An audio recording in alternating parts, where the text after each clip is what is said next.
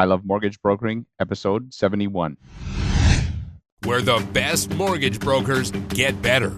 I Love Mortgage Brokering with your host, Scott Peckford.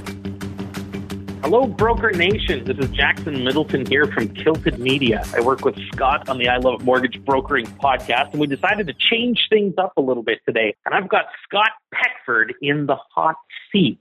Scott is a mortgage broker with Mortgage Architects. He's been brokering for 9 years. He's in the top 5% of brokers in the country, and he started this podcast because he loves learning. I'm stoked for this interview today. Scott, are you ready to rock? I am ready to rock, Jackson. And it feels really weird being on the other side of the mic here, but I'm going to just roll with it. I know.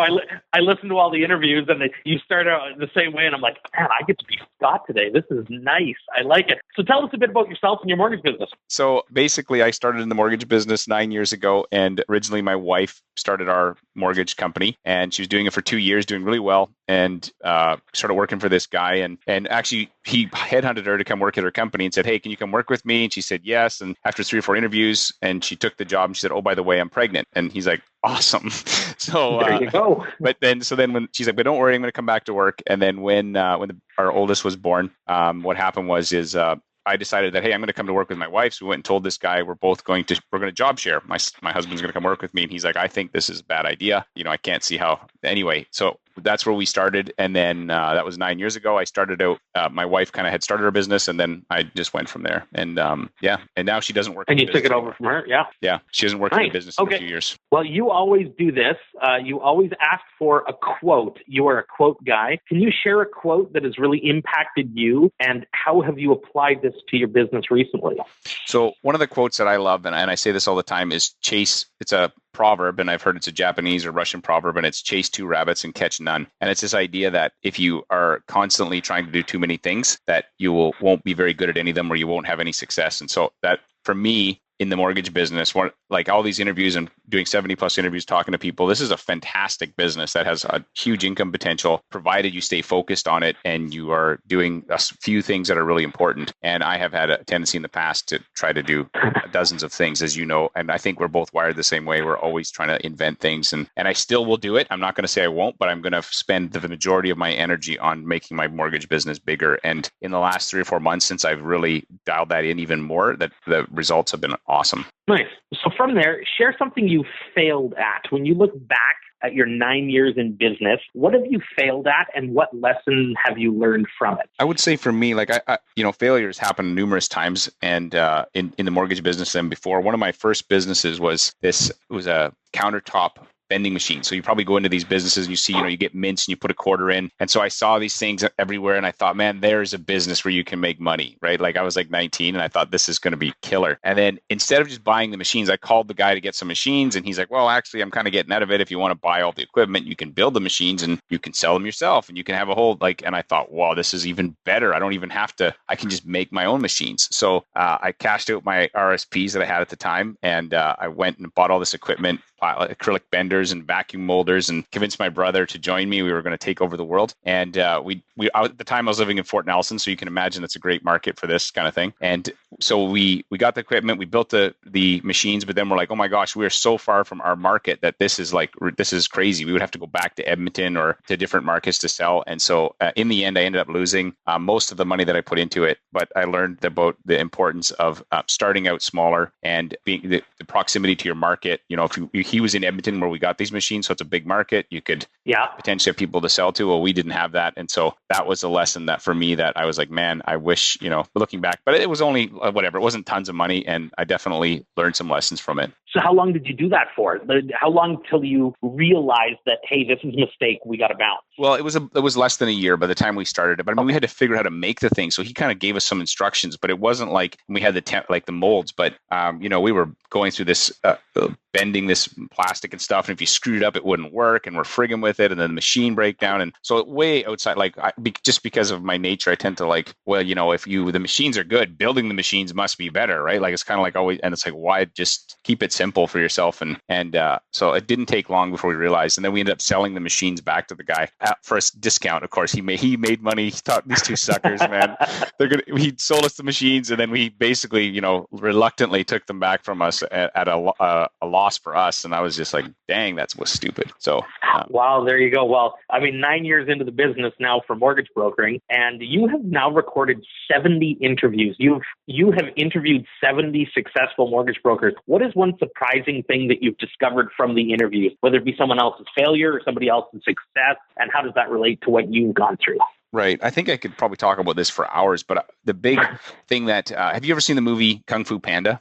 The very first one. So love that movie. It's hilarious. Jack Black. If nobody's seen it, Jack Black's he's the panda, and he's pretty funny. But in it, his dad is this duck who owns this restaurant, and he says he has this secret ingredient soup. And so when I started the podcast, so to relate to that, when I started the podcast, what I was really looking for is what is the secret? What really makes somebody a successful mortgage broker? And I have found that there is no secret. I think the big surprise for me is just like in that movie, is that it's just about hard work. There's only a few things you really need to do to be successful as a mortgage broker. Most people don't want to do them. It's things like calling your clients, staying in touch, phoning your realtors on a weekly basis. Like none of this stuff is rocket science. It's not complicated, but it's not easy because of, call reluctance. We don't want to do it. We just feel like, I don't want to harass them, or what do they think of me? Or so whatever goes through your head. But ultimately, the people that are successful have figured out that it's just consistently show up every day, take care of your clients. And there is no secret. I wish there was a secret that I could sell. I was like hoping to find it and be like, okay, here's the secret ingredient. I could sell it to everybody and make bazillions of dollars, but it's just, you got to work. You got to be willing to out hustle your competitors, and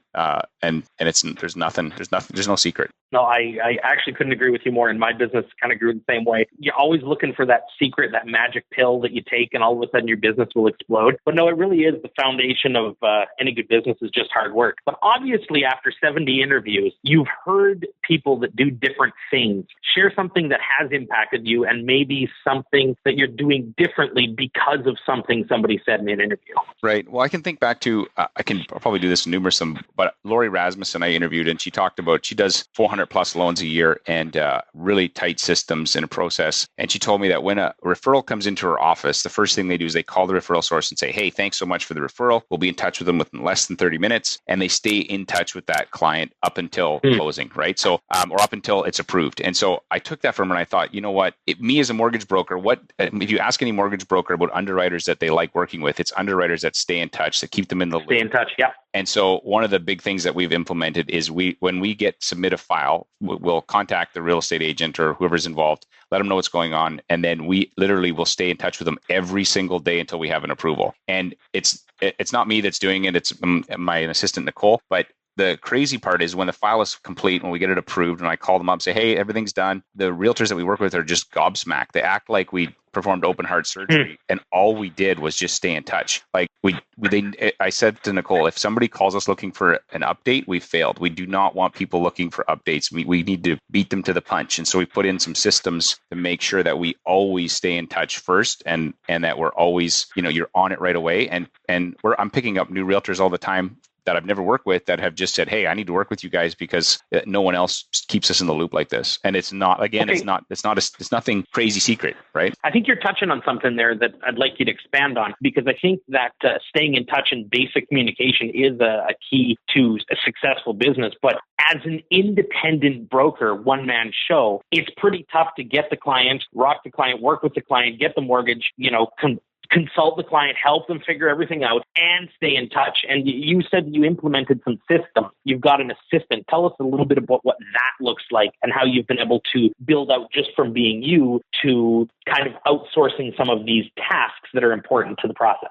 So what we do in our office essentially is when an offer comes in, we take the offer, we connect with the real estate agent, we connect with the client, make sure that we're sending it to the right place. I always tell them you will hear from us every single day until we have an approval. And realtors are like, oh, great. And then what we do every morning at 10 a.m., Nicole goes on her update time. So even if we have nothing at 10 a.m., everybody's getting an update and the update typically says, hey, your application's been submitted. If we hear back today, we'll call you. If not, we'll chat with you tomorrow. And people are like, oh, okay, great. And then the next day, usually by 10 o'clock, if we wait till noon, people start to get a little wiggy, right? Like, so they're like, okay, what's going on with my file? Because sometimes people are nervous. So we don't wait till noon, but we don't do it right at 8 o'clock because sometimes we won't get an answer till 9 o'clock or something. So we found that just using a 10 a.m. process to stay in touch. And then that's just active files. But then, and then you'd said, how else? You need to have systems for all this stuff. So for instance, realtors, one of the things I learned talking to Callum and Bernadette and a bunch of other people, and there's coaches out of the US that teach this, is you need to be calling your realtors every single Monday, like literally with like clockwork. And then at certain days of the week, you call different types of clients. And that is like, you just need to set that in your calendar like it's a concrete appointment, and you just need to make it happen. And so I've had some awesome months just by doing this, just literally using the phone, staying in touch, nothing fancy, no secret weapon, and people appreciate it, right? Like they appreciate that you are staying in touch with them.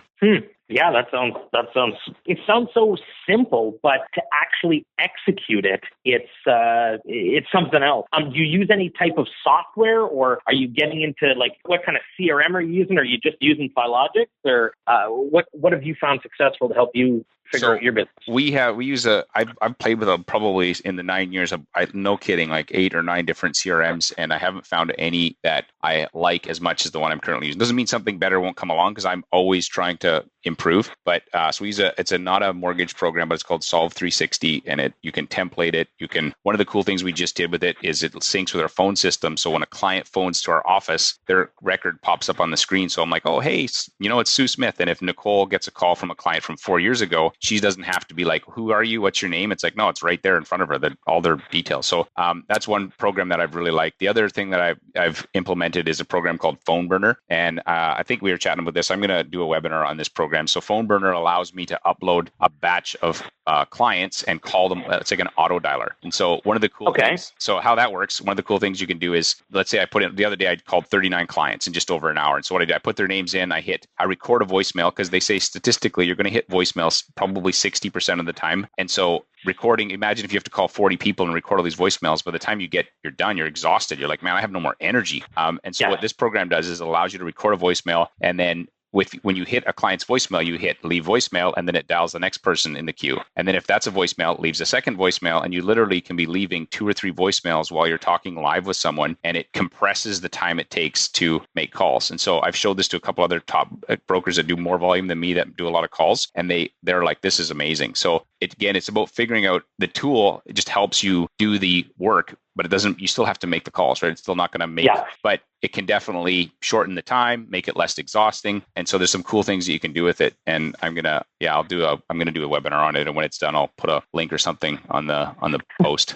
This is one thing I know about you. You'll do a webinar on anything. I love it. You find something exciting. Ooh, I like this. And then let's do a webinar, and you're always willing to share it.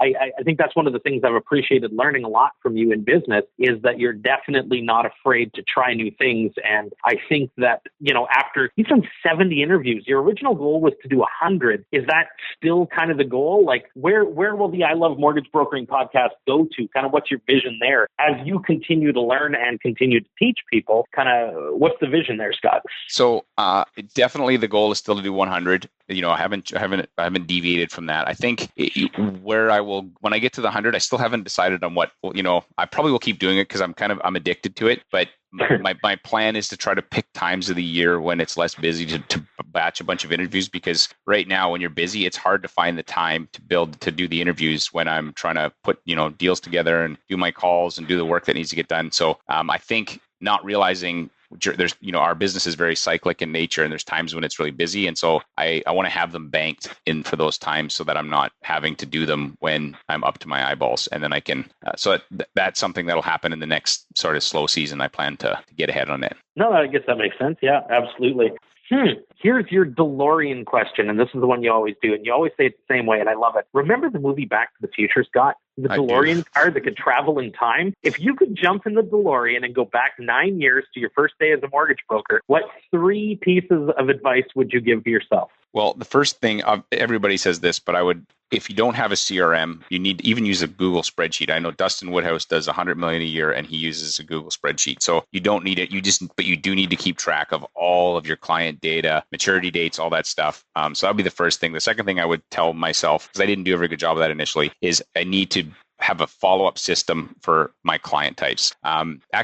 This kind of brings me to something I'm going to sidetrack here for a second. I listened to an interview with a guy who had done 500, he's sold over 500 houses in a year. So he's out of top, and that's as a realtor. So you can imagine what the commission, and that was a team, of course, but he did over 500 real estate deals. And he likes mountain biking. He's riding his mountain bike and he's watching his tire just take a beating. And he's like, how does my tire stand up to this kind of abuse? And he realized it's the spokes. Each spoke helps support the tire. Then he started thinking, well, how does my business, able to kind of go through the ups and downs? And he realized his business also has spokes. And so one of those spokes can be like realtors. Another spoke can be past clients. Another spoke could be, financial advisors. So you can have, and one of the mistakes that I made starting out is that I really had built a strong business around past clients and client referrals. So I have two spokes that I've really focused on. And I realize now one of the mistakes that I had made, I would tell myself, is you need to get each of those spokes dialed in and tight and really before you move on to the next one, but don't limit yourself to only having two sources of business when you can have 3, 4, 5, because as the market goes up and down, you will have, it'll make for a smoother business than having just relying on one or two types of clients. And so for each of those spokes, one of the things that I've recently started doing is you need to have a phone strategy for them. You need to have an email strategy. You need to have a face-to-face strategy and then a mailing strategy. And so don't move on to the next one until you have that, whichever one you're focusing on first, then move, when you get it dialed in, then move on to the next. So that's something else I would tell myself. And the third thing I would tell myself is find a mentor, because I think that when you start in this business, like you kind of forget you did it a long time as well, and you need having somebody that can kind of be a couple steps ahead of you is very helpful. Somebody to chase, someone to kind of make you. I found that I've had my best years when I've had somebody either chasing me or I was chasing someone. And the years that I sort of was just kind of doing my own thing, I was like, I'm doing okay. I don't need to push myself. So it's like having a training partner in the gym. I think it's helpful to have somebody that's helping you push yourself and that's encouraging you. So whatever that looks like, if it's the owner of your company, if it's someone else or whatever. But I think that's been really helpful. Right on. No, that's good advice. So so that's good advice back to you 9 years ago. Okay. So let's do a quick summary. Kind of over the 70 interviews you've done, what is something that stands out as great advice that you've received, applied to your business, and would say to other people that they should be applying it to their business? I would say that the phone is actually the most profitable tool you have in your office. And I love email. I've sent 30-some thousand emails to my past clients, since 2009.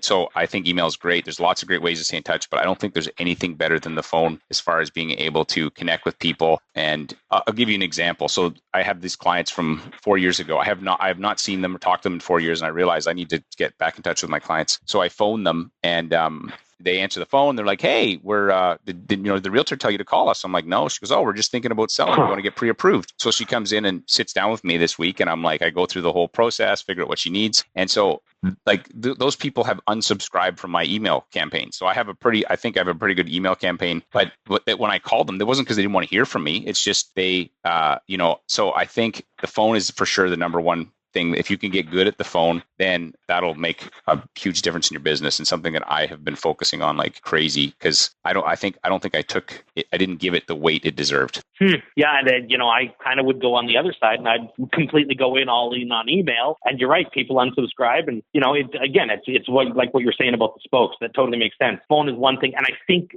brokers avoid the phone. And I think you're absolutely right. And we tend to rely on email way too much, or we tend to rely on in-person too much. But yeah, it's all about kind of building out your spokes. But I feel like, so there you go. Yeah.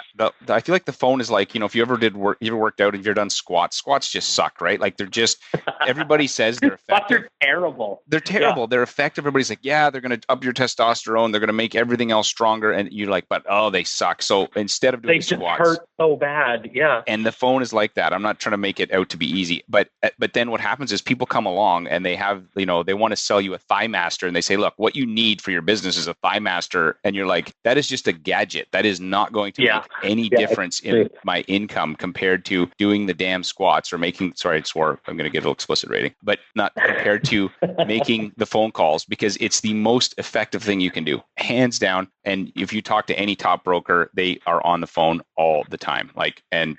So I do believe, and I love face-to-face. I do that as much as I can, but you can talk to more people on the phone faster than you can face-to-face. Yeah, no, and so you're basically calling Twitter the ThighMaster of the business world. Yeah, I would say, compared to phone, I mean, in an hour, I have 5 leads, I have an appointment booked, and I have people that I'm redoing mortgages for. And Twitter, an hour of Twitter is not going to return that kind of, compared to doing the squats of the phone. There you go. Well, anything you want to add? Anything you want to finish with? Any smart thoughts? Anything like that? Or are we done? I think we're done, man. I appreciate you taking the time for this, and anybody that's listening, hopefully that the interviews have been helpful for you guys. I know that have been helpful for me, and just get out there and make it happen, man. This is a great business, and there's so much opportunity that I feel like we don't take advantage of all the time. So, well, thanks, Scott. Appreciate it.